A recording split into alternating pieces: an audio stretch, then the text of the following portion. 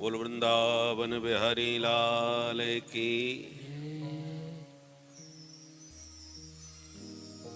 श्रीमद्भागवत महापुराण की। भक्तवत्सल भगवान की। नौमीड्यते भ्रवपुषे तडिदम्बराय गुंजावतंस परिपेक्षल सन्मुखाय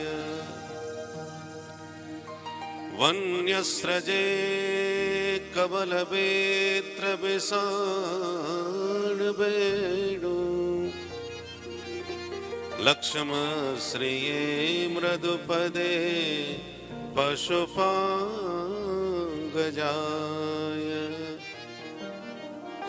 सीतानाथ समारंभां श्रीरामानन्दार्य मध्यमाम् अस्मदाचार्य पर्यन्ताम् वन्दे श्री गुरु परम्पराम्। गौरांगं रसमयं नित्यं रसाचार्यं रसोत्सुकं श्रीमद् रामहर्षण देवाख्यं सद्गुरुं प्रणमाम्यहम्। भक्त भक्ति भगवंत गुरु चतुर्नाम बपु एक, इनके पद बंदन किए नासई विघ्न अनेक। बोलो भक्तवत्सल भगवान की। व्यासपीठ पर विराजमान हमारे परम आत्मीय श्री सुमंत कृष्ण जी महाराज, हमने प्रथम बार आपकी वाणी को प्रत्यक्ष रूप से बैठ के सुनने का सौभाग्य प्राप्त किया। परिचित तो हम बहुत पुराने हैं, पर वाणी से परिचित आज ही हुए। क्या मधुर कंठ है आपका, ये हमको अभी तक पता ही नहीं था। कितनी मधुर वाणी से कितने सुंदर सुंदर श्लोकों का गायन और कितने सुंदर भाव, रसमालयम के ये भाव तो आज हमने पहली बार सुने। और सुख रूप में स्वयं अपनी वाणी से आप सबको कृतार्थ कर रहे हैं। साथ में सुखदेव जी के साथ साथ व्यास जी महाराज भी बैठे हैं, उनके पिताश्री। जब सुखदेव जी अपनी वाणी से परीक्षित को सुना रहे थे तो उनके पिता पितामह सब बैठे हुए थे। तो यहाँ पर भी श्री सुखदेव जी के स्वरूप में जो व्यासपीठ पर विराजमान हैं, उनके पूज्य पिताजी भी विराजमान हैं। और हमारे पास में जो विराजमान है, हरि और हर दोनों ही हैं। ये तो श्री हरिहर मुदगल जी महाराज, हरि और हर का एक ही स्वरूप है। और आप सब भक्त वृंद बड़ भागी हैं। हमारे गर्ग जी ने जैसा भी अभी बताया कि एक सप्ताह महोत्सव में ही कई उत्सव एक साथ सम्मिलित हो गए। उत्सव का अर्थ होता है जो उत्साह से भरा हो, और ये उत्सव जो श्रीमद् भागवत का महोत्सव है, ये तो कई उत्साहों से भरा हुआ है। उनकी 50वीं विवाह की वर्षगांठ है, बच्चों के भी जन्म दिवस के अवसर हैं। आप सबको हम हृदय से अनंत आनंद शुभकामनाएं देते हैं। जो ऐसी सुंदर मधुर वाणी से आप एक परंपरा प्राप्त व्यास जी के द्वारा श्रीमद् भागवत का रस पान कर रहे हैं। अभी कह रहे थे ना, सुनने की बात भूल भी जाते हैं, पर जो पिया हुआ पदार्थ है वो पेट में पहुंचने के बाद बिना अपना प्रभाव दिखाए बाहर नहीं आता। तो आप कान के पुट माने दोना कर्ण पुटों से भागवत रूपी रस अमृत का पान कर रहे हैं, जो निश्चित रूप से आपके हृदय स्थल में पहुंच करके कुछ न कुछ चमत्कार दिखाए बिना बाहर नहीं आ सकता। कथा का अर्थ क्या होता है? कम का अर्थ होता है सुखम, कम सुखम स्थापयति स कथा। जिसको सुनने के बाद आपके हृदय में परम सुख की स्थापना हो जाए, दुख दारिद्र सब दूर हो जाए और आनंद से हृदय परिपूर्ण हो जाए, उसका नाम है कथा। जो जीवन की व्यथा मिटा दे वही वास्तव में कथा है। हरि की कथा कथा और सब व्यर्थ व्यथा। कथा के अलावा तो सब व्यथा ही व्यथा है, और व्यथा को दूर करने के लिए कथा ही एक सशक्त साधन है। हमारे हनुमंत लाल जी जब पहुंचे लंका में तो माता जानकी जी को खोजते खोजते जब अशोक वाटिका में पहुंचे तो माता जी का दर्शन हो गया। पर वाटिका है अशोक और माता जानकी जी बैठी हैं वहां सशोक, शोक ग्रसित। जानकी जी को जब अशोक वाटिका में देखा तो तरुपल्लव में ऊपर छुप करके हनुमंत लाल जी विचार करने लगे कि परिचय तो हमारा माता जी से है नहीं, परंतु शोक संतप्त माता जानकी जी का शोक दूर कैसे करूं, मां की व्यथा कैसे मिटाऊं। तो हनुमान जी को एक ही उपाय समझ में आया कि व्यथा तो कथा से ही दूर हो सकती है, तो माता जी को कथा सुनाऊं तो शायद व्यथा दूर हो जाए। विचार करके हनुमंत लाल जी ने कहा कथा सुनाने वाला ऊपर आसन पे बैठता है, जैसे हमारे व्यास जी बैठे हैं, श्रोता नीचे बैठते हैं, व्यासपीठ बनाई जाती है। हनुमान जी को लगा कथा तो हमें सुनानी ही है, व्यवस्था भी स्वयं बनानी है, तो ऊपर ही व्यास गद्दी बना ली अपनी। तरुपल्लव में रहा लोकाई, ऊपर ही होना चाहिए व्यास जी, तो हनुमान जी ने अपनी व्यास गद्दी ऊपर ही बना ली, वृक्ष के ऊपर लता पत्ताओं के बीच में डाली पर व्यासपीठ बन गई, और श्रोता रूप में जानकी जी नीचे बैठी ही हैं। तो वहीं से कथा सुनाना प्रारंभ कर दिया। रामचंद्र गुण बरने लागा, रामचंद्र गुण बरने लागे, सुनत ही सीता कर दुख भागा, सुनत ही सीता कर दुख भागा, सुनत ही सीता कर दुख भागा, सुनत ही सीता कर दुख भागा। जैसे ही किशोरी जी ने प्रभु की कथा सुनी तो सुनने के बाद देर नहीं लगी, सुनते ही हुआ क्या, सीता कर दुख भागा। दुख टिक नहीं पाया, तुरंत भाग खड़ा हुआ।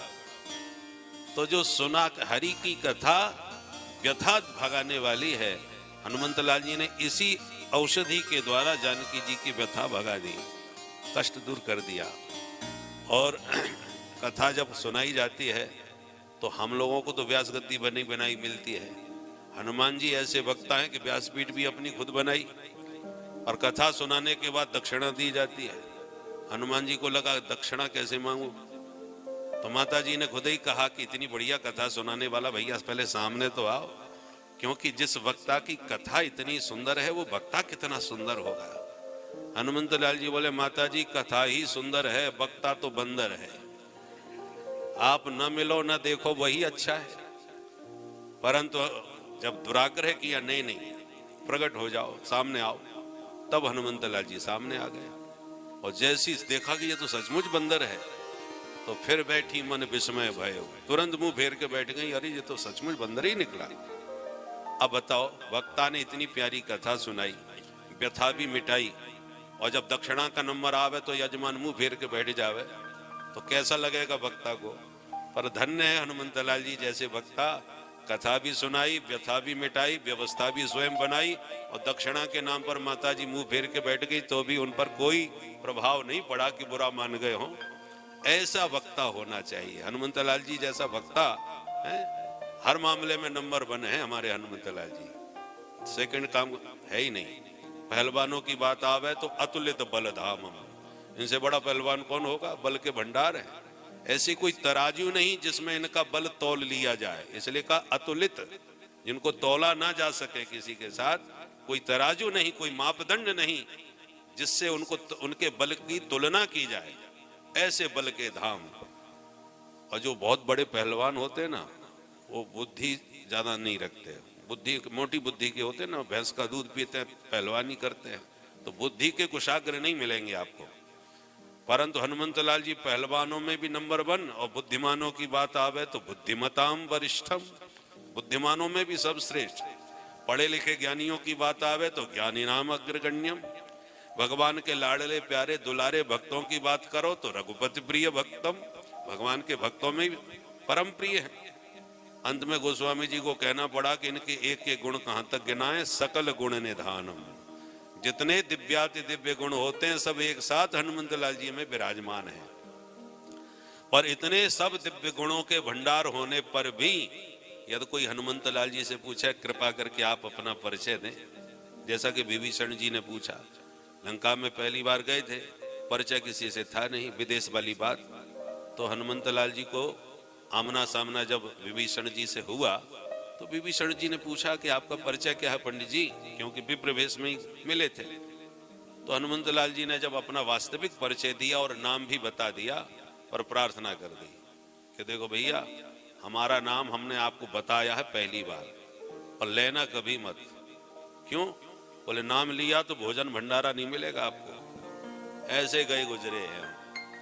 तो देखिए, जहां दूसरा व्यक्तित्व जो सब मामले में उन्हें प्रथम श्रेणी में मानता है कि सकल गुण निधान है, राम जी स्वयं अपने वाणी से उनके दिव्य गुणों का बखान करते हैं। परंतु उनसे यदि आप पूछें कि आप कौन हैं, तो कहते हैं कपि चंचल सब ही विधिहीना। हम जाति से ही बंदर हैं, और बंदर स्वभाव से ही चंचल होते हैं। ये बात आपको समझाने की तो जरूरत ही नहीं होगी, क्योंकि हमारे वृंदावन के बंदर तो चश्मा तक निकाल के ले जाते हैं महाराज, कितने चंचल और विचित्र होते हैं।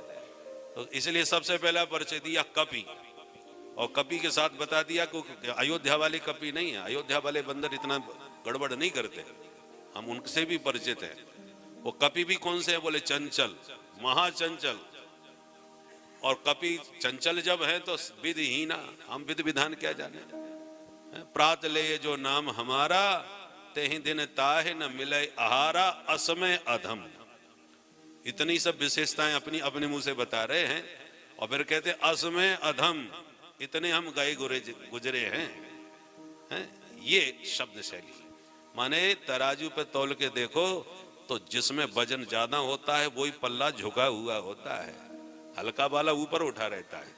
उसी प्रकार जो विद्वान होते हैं, सज्जन होते हैं, दिव्याति दिव्य गुण जिनके भीतर होते हैं, उनकी वाणी व्यवहार अति विनम्र हो जाता है, एकदम झुके हुए रहते हैं।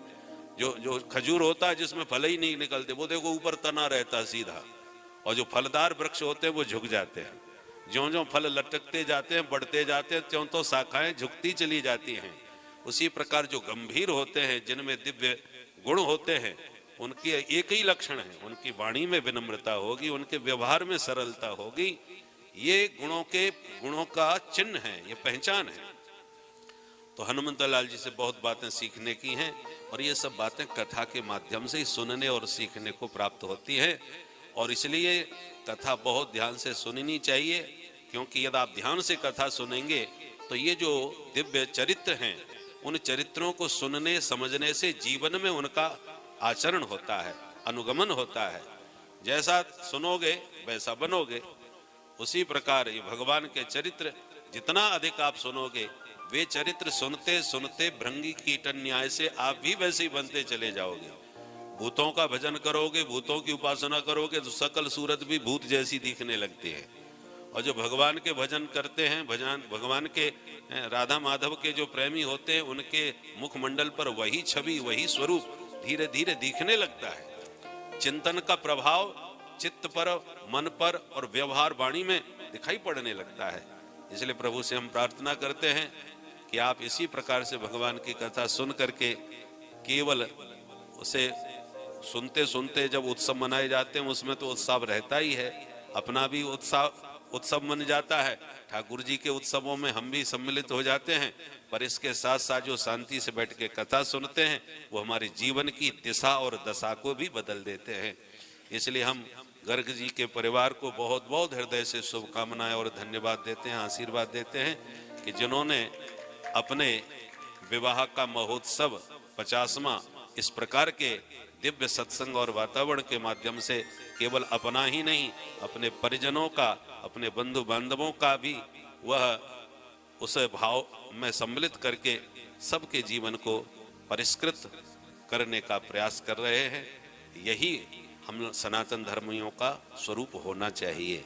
क्योंकि आजकल धीरे धीरे आधुनिकता की जो आंधी चल रही है उसमें हमारी परंपराएं बहुत कुछ विकृत होती चली जा रही हैं। इसलिए हमें जैसा हम स्वरूप बनाएंगे वैसा ही हमारी पीढ़ी का स्वरूप बनेगा। आगामी पीढ़ी को सुधारना संवारना बहुत बड़ा एक चुनौती बनती जा रही है और ये चुनौती ऐसे ही सत्संग के माध्यम से, ऐसे ही शुभ उत्सवों के माध्यम से हम नई पीढ़ी को भी स्वस्थ मार्गदर्शन प्रदान कर सकते हैं। कहने की बातें तो बहुत कुछ हैं, व्यासपीठ से आप सुनेंगे, समझेंगे और मुझे विश्वास है अपने जीवन में भी उसे उतारने का पूर्ण प्रयास करेंगे। बहुत बहुत धन्यवाद, बहुत बहुत शुभकामनाएं। इसी के साथ मैं वाणी को विराम देता हूँ। बोल वृंदावन बिहारी लाल की जय, कृष्ण कन्हैया लाल की जय। जय श्री राधे।